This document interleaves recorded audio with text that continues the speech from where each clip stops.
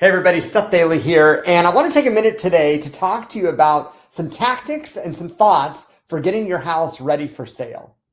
I had a conversation this morning with one of our sellers, and the conversation was to debrief a meeting that he had this weekend with our staging team. So we had a conversation with him with our stager. They went through room by room in the property and things that they wanted to do to get it ready. And of course, we wanted to debrief that conversation and talk through strategies to make sure they were maximizing their dollars, maximizing their time, and find the right strategy to get top dollar for the house, but minimize the inconvenience. And isn't that what we all want if we're selling our home? So there's a couple things that he brought up that I realized are more valuable than just for him, and I wanted to share them with all of us. So number one, he asked the question of what if we have something in the house that we bought and we really, really like it, and we kind of want to take it with us. So in this case, it was a washer dryer, but I've seen this happen with maybe a new refrigerator, maybe another appliance that people really want to take with them. And there's a couple ways to think about it, but here's my general rule of thumb. Whatever you remove from the property, assume that a buyer is going to want to put something in it that is better than average. So ask yourself, what did you buy? Now, if you bought the top of the line refrigerator and the top of the line refrigerator that had a TV built into it, and you could watch a football game and you could order your groceries all at once from the kitchen, then maybe because you spent at the upper end of the market, maybe doing something about that would make sense. But in general, if what you bought was something that you really liked, it was a good value, but it was in the middle of the pack, just assume that whatever's missing, a buyer is going to go down to Home Depot or Lowe's, and they are not going to look at the middle of the pack. They're going to look above the average.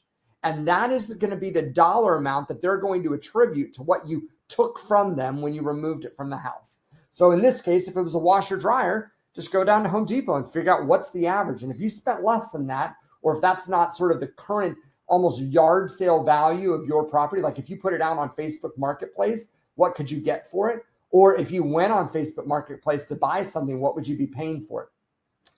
And by the way, related to that, just understand that hopefully you're going into your next purchase with a bit of money, and yet a lot of buyers are not looking at your home with a lot of cash to spare. Maybe they've just got enough money for their down payment or their closing costs, but it actually does make a big difference if there isn't appliances in the property that they've got to think about buying afterwards. So that was issue number one.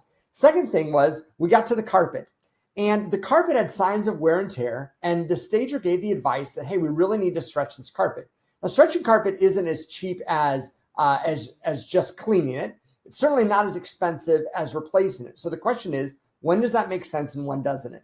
Of course, we never want to hide a problem. We never want to bury an issue with the property, but we always want to do our very best to put a property in the best possible condition and maximize it for the buyer. So here's what we know. A buyer walks into a property and their first impression is either this property is taken care of well, or their first impression is, oh, there's something I need to do, there's something I need to do, and there's something I need to do. And you want to minimize those impressions. And by the way, we've been in a market lately where as a seller, my goodness, you could have removed every appliance in the property, and you probably could have removed the windows, and you could have taken the carpet and just ripped it up and had subfloor. And in this market, some of those houses still would have sold. Every market changes. Every market goes from an extreme seller's market to a balanced market to a buyer's market. It happened before. It's going to happen again. History may not repeat itself, but it certainly rhymes. So as a seller, 100% take the easy wins. Take the easy ways to maximize the appearance of your home for the buyer that's coming in. In this case, it's 100% get the carpet stretched and do things like that so that a buyer doesn't walk in, see carpet that is a problem, and then think to themselves, you know what, I probably need to budget for an entire replacement of the carpet. The third issue, and this is so common, right, is paint. When should I paint? When should I not paint? Does it really matter? Isn't the buyer going to come in here and repaint anyways? Guys, here's what I tell you. I hope that our clients have great imagination.